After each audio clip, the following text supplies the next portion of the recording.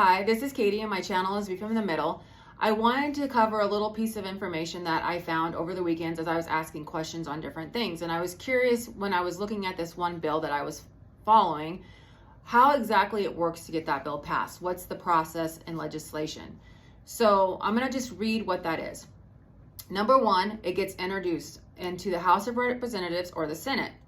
A committee considers the bill, then refers it further to study and debate. The committee may make changes to the bill, hold hearings to gather more information, or vote whether to send it to the House or the Senate for further consideration. 3, a floor action. So the bill is debated or voted on by the House or the Senate. If it passes one of the chambers, it is sent to the other chamber for consideration.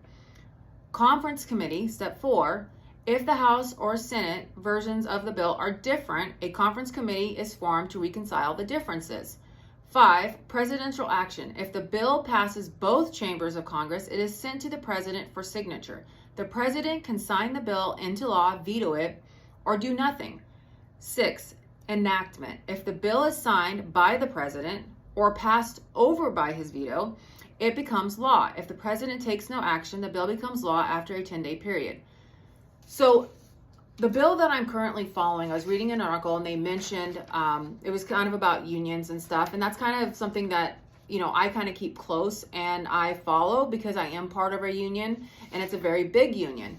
So the article had mentioned this PRO Act bill, and it originated back between 2020 and 2021, and it basically protects the right to organize. Because there's a lot of issues with Amazon and Starbucks and stuff like that, firing or closing locations for people trying to unionize, which to me, it's the right of the worker to be able to fight for higher wages. Now, whether that's in a union or in a collaboration of all the people involved, I think that we should have that right. Big business is always making decisions on how they want to increase or make more money or buy and sell their stocks to fluctuate what they need to do. So why can't we get together and try to figure out how we can collaborate on doing a joint effort and getting ourselves better benefits and better pay?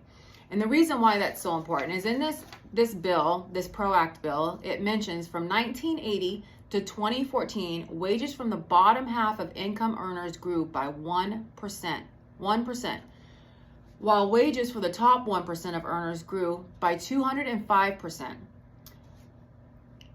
And that's just from 1980 to 2014. That doesn't even get us to where we're at right now.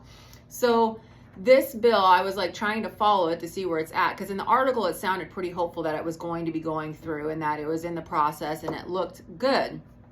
But when you look at everything it has to go through to actually be like implemented, they can kind of bounce it around, hide it, and do whatever they want. So what I found in this bill, which if you look it up, it is HR 842. HR 842. And if you look it up, it will show that it finally passed the House of Representatives on March 9th of 2021. So where did it go from there? Then it was shipped over to the Senate. The Senate reviewed it twice, and by March 11th, 2021, they then referred it to basically the Help Committee. And the Help Committee is Education, Labor, and Pensions. Now at that point, it basically kind of disappears. There's not a whole lot of discussion that I've been able to find. However, on October 9th of 2021, the Dems cannot pass the PRO Act. They are trying to bury it in the reconciliation bill. So this bill looks like it's not going to go through, and they're going to bury it in another bill. Now, what's interesting is what's going to be left in this bill, and did that bill pass? From what I can read, it doesn't sound like it did, because on March 25 of 2022, a whole year later, Patty Murray mentions it in a roundtable with the Help Committee, Labor, Education, Pensions Committee, and she is with the Secretary of Labor, and it looks like another U.S. representative, and they discussed the PRO Act. So that's it. They discussed the PRO Act. So as of to date, I don't see anything going through with the PRO Act or it actually going through in the reconciliation bill, if the reconciliation bill even passed or how that even looked. I'm going to do another video because this bill is actually about 15 pages long. So I'm so curious to see, like, once I dig into it, if I'm going to find what people are actually fighting for. Because I'm noticing as I dig, read, and educate, like, things sound so good in articles and on the news, and everything sounds like super warm and fuzzy, but I'm finding that, like, there's a lot of hidden stuff or things that are being said that maybe isn't actually like a fact. And so I just want to keep digging and like educating myself and finding more and more information to tie up loose strings and figure out, like, instead of hearing something like, oh, well, that sounds good, well, that's going to happen, is it going to happen? Like, look into it. We have to take, some ownership in making sure that these things are happening.